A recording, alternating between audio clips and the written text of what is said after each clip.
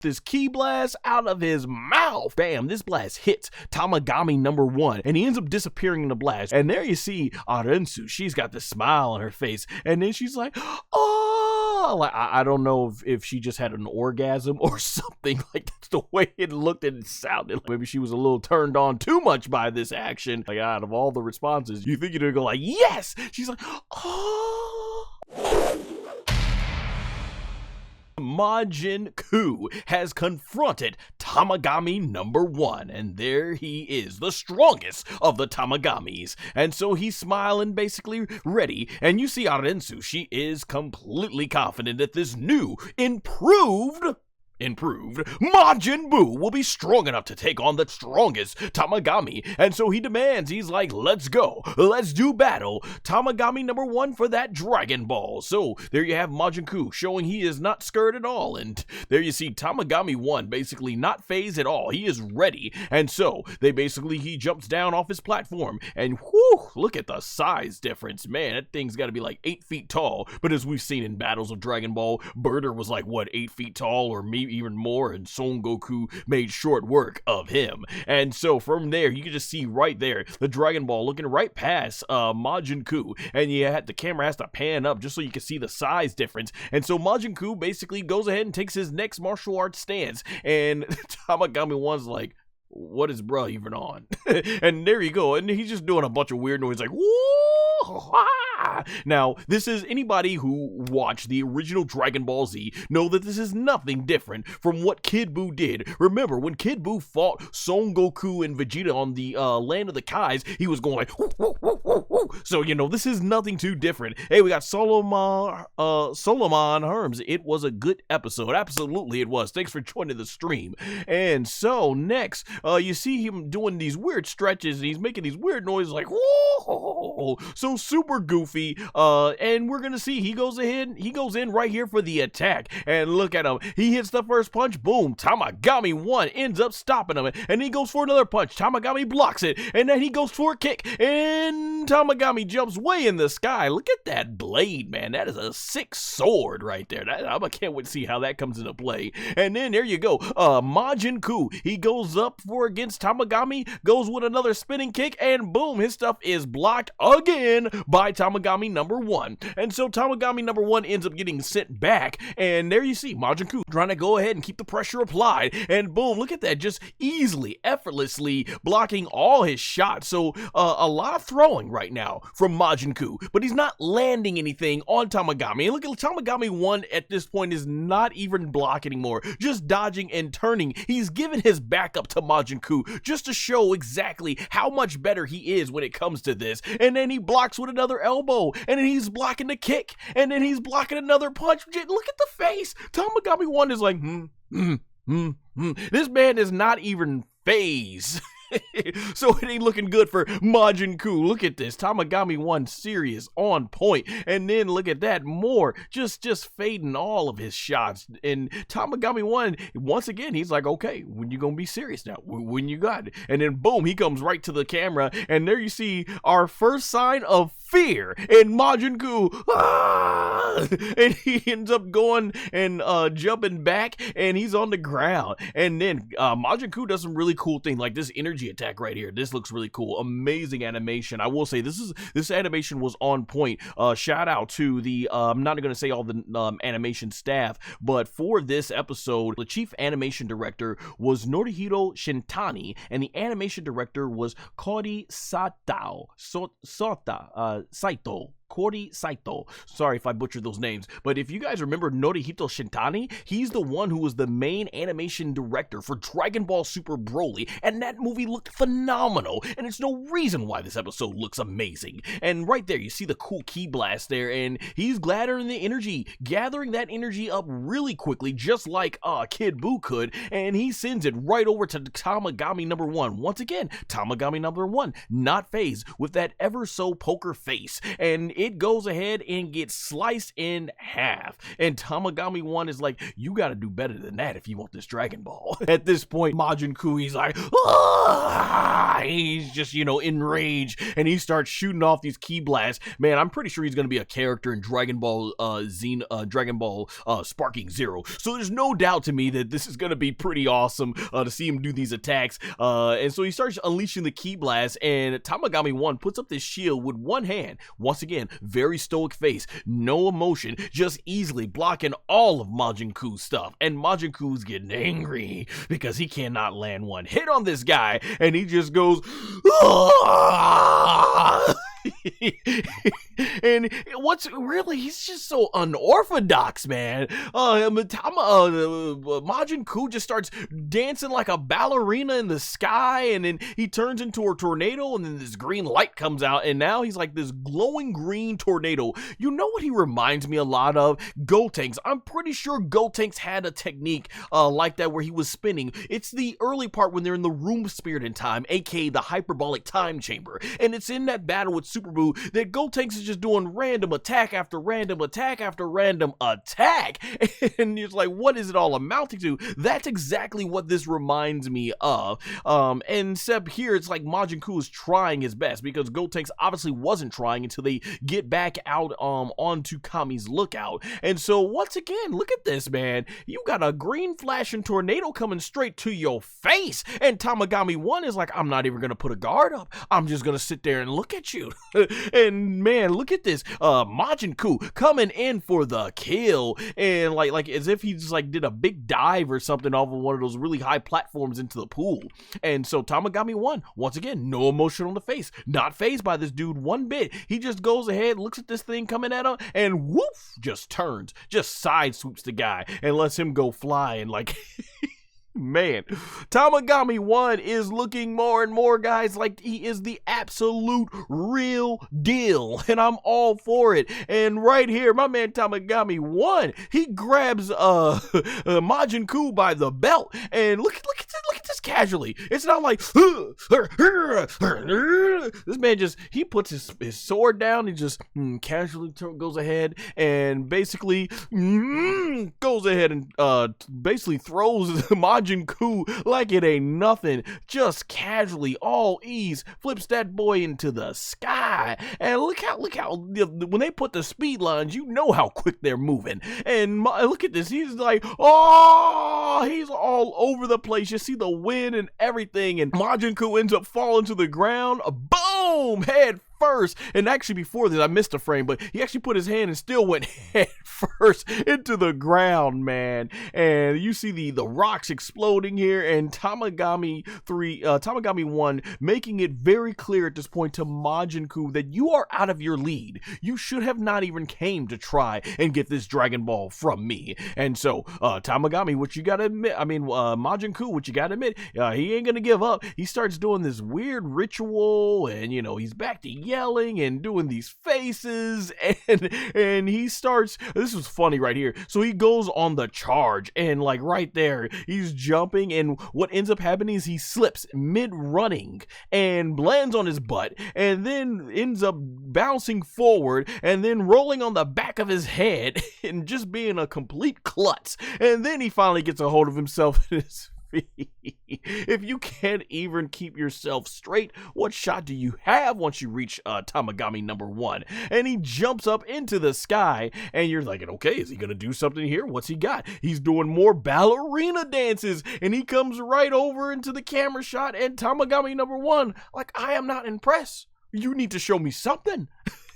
And so right here, we finally see the sword gets picked up, and Majin Kuu is coming right there, and he goes right into the shot. So here, Tamagami 1 has left himself wide open. Is he going to take the shot? He does! And ladies and gentlemen, he tanks the shot. He tanks Majin Kuu's shot. There is no other disrespect when to make you understand it, how insignificant your power is to mine, is I'm going to let my hands down. I'm going to just let you punch me in the stomach so you can get it out of your system. Maybe it makes you feel better while it makes me feel nothing at all. Like Ned Flanders on The Simpsons. Because right here, in terms of pain, it's like Ned Flanders from The Simpsons saying nothing at all. Nothing at all. Nothing at all.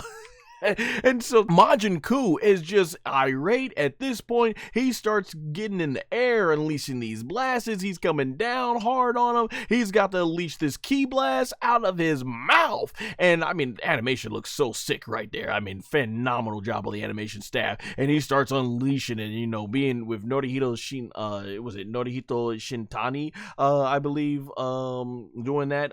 Man, gosh, he did an amazing job directing this. And then right here, point blank, bam, this blast hits Tamagami number 1, and it looks like, yeah, this is not phasing him, and he ends up disappearing in the blast, which is usually an indication, oh, they've either been destroyed or they basically tanked that entire ki blast. And there you see Arensu, she's got this smile on her face, and then she's like, oh, like, I don't know if she just had an orgasm or something. Like, that's the way it looked and it sounded like I don't know, maybe she was a little turned on too much by this action, and everything. Like, okay, like, out of all the responses, you know, you think you're gonna go like, yes. She's like, oh.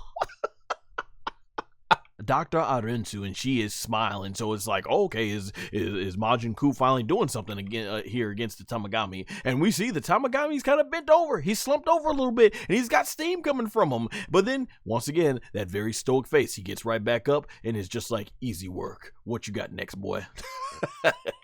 And there you get Dr. Arensu. She's like, I think I kind of celebrated a little bit too quickly on that one, and that's where she's like, I like, what's it gonna take to beat this guy? And she's like, oh, I love it, man. Just amazing. I love, shout out to the animation team. Her facial expressions were great here. I love the emotions. And so there you go. So we're like, what, like almost halfway into the episode at this point, and you got Majin Kuu. Nothing is working. Majin Kuu is just trying to go straight ahead and punch Tamagami 1, who finally looks like he starts putting up a stance. And at this point, Tamagami 1 starts fighting back, and he side sweeps this. I don't know why they had to give us the booty shot here from Majin Kuu, but he side sweeps him right over into the wall. Boy gets flying. Wow! Boom! Big explosion, breaks that whole wall down, and then there you go. He is just angry because nothing is working, and now it's even worse because Tamagami 1 is actually getting on the offense instead of staying on the defense. And look at this right here. Boom! He closes his eyes because Tamagami gets right in his face, and he's like, oh! Tamagami doesn't do one. He's like, I just want you to understand the speed difference between you and me, my boy. And so Tamagami 1 ends up going in the sky, and he shoots this ki blast, and I don't know why he shoots it. This boy is all off balance, doesn't even hit. Tamagami 1 doesn't even have to move. It just lands in front of him, and he's like, oh man, you're getting sloppy at this point, Majin Kuu. And Majin Kuu flies in the sky, teleports behind him is Tamagami number 1, and Kuu is like, oh! So he flies backwards and then teleports behind him. Is there you go, Tamagami 1 just there saying, I want to remind you the difference of my power, my boy. And there you go, Majin Kuu is just running. It's so cool because those of us that grew up watching Dragon Ball in the 90s and early 2000s, man, Majin Buu took a lot to become afraid of. I think the only few times, I could probably name it on one thing. There was, what do I remember? There was Fat Buu. Fat Buu never got afraid, I don't think. It was Super Buu. The only time he was afraid was when SS3 Gotenks beat him to a bloody pulp, and to the point where he didn't have enough stamina to regenerate, and Gotenks went in for the kill, but he then, because playing around too much, he separated into Goten and Trunks, giving Super Buu the time he needed to recover. Then there was the time, I don't even think Super Buu, when Gohan was absorbed, got afraid of Vegito.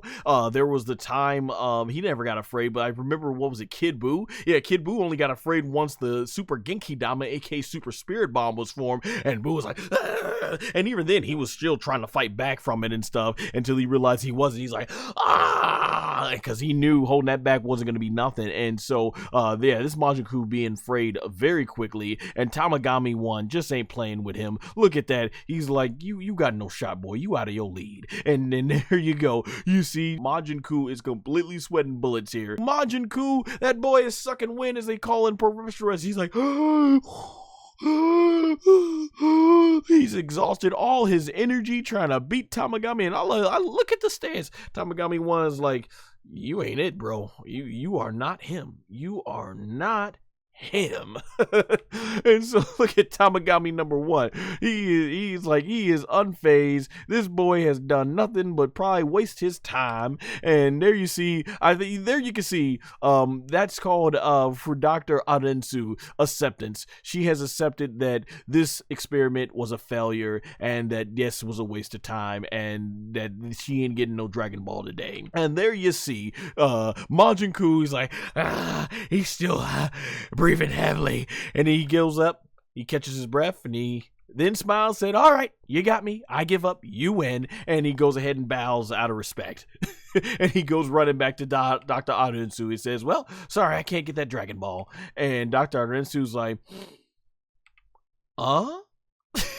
I think that's her reaction is probably us, the audience, because we were wondering, okay, you know, some people thought Majin Kuu was going to be the big bad villain of the series, and Geekdom 101, to his credit, was saying a lot and warning everybody, like, no, he's not going to be the big bad of the series. Me, I was trying to give him a little bit of credit because I know Toriyama's style, where he'll make a wacky looking villain like this, a wacky looking character, and out of nowhere, he'll have him transform and become very menacing. So I'm like, let's give it a shot. Let's give it a shot. Fat Buu didn't look that menacing, but he became something very menacing because of the power of Toriyama's amazing storytelling when it comes to that type of thing. And I'm thinking, like, is this Majin Kuu gonna be something, you know, the true power of Majin Kuu? And I'm like, oh, okay, yeah, bro wasn't nothing at all. He was nothing. And so there he goes. He reclaims back on his throne to wait for the next challenger, Tamagami number 1, with an easy win. And right there, Dr. Arensu and Majin Kuu, and he ends up flying back. And I will say, this was cool. You see them flying off the distance. It's cool to see 2 new Dragon Ball characters go at it. It's like how I felt when we got Hit versus Jiren back in Dragon Ball Super, which of course takes place several years after where Daima's taking place. But that was cool to see. And so they go off to the distance from there, and right on time, conveniently, the Zandamari end up going in. I'm going to assume that they would have been no match for Majin Kuu because of how weak these guys are, so they probably were ordered after Goma to also go ahead and get Majin Kuu and Dr. Arensu, and so they're like, man, they were just here, weren't they? We heard all that commotion or something. And so there you go, this shot is great. Dr. Arensu, like, she's like a mother right here who is very disappointed. She's heard her baby boy has gone ahead and gotten straight F's, but the baby boy's just glad to be out of school. That's what this scene kind of reminded me of. She's disappointed when she says she is, while look at there, he has no understanding of what his mission was. He didn't understand the mission, and he just thinks it's okay. There you have Majin Kuu just smiling. She's telling him, I am so disappointed in you, and Majin Kuu's like, what? But here she even says, you're fired. And she's like, and he's like, oh, what? You want to fire me? I didn't know he was on some sort of payroll. He was just born. And he goes like, well, wait a minute, I'm very useful, I'm pretty strong, just not Tamagami number 1 level strong. I can do a lot of good things, like, hey, I can clean, I can sing. And he's like, yeah, so you can't fire me because I still got those type of skills. Boy, this Majin Kuu is certainly nowhere near the awesomeness that was the OG Majin Buu in Dragon Ball Z. And so what's even funnier is Dr. Arensu, she's kind of thinking about it, and she's like, huh. So she's like, maybe he can be put to other good uses. That was funny as all heck. Solomon in the chat says, that was like mother in front seat and child in the back seat, and the mother's complaining about the child's grades. Exactly. That's exactly what the scene was reminding me of. I guess she kind of is like a mother in a sense for Dr. Arensu, right? Because part of his being comes from her spit.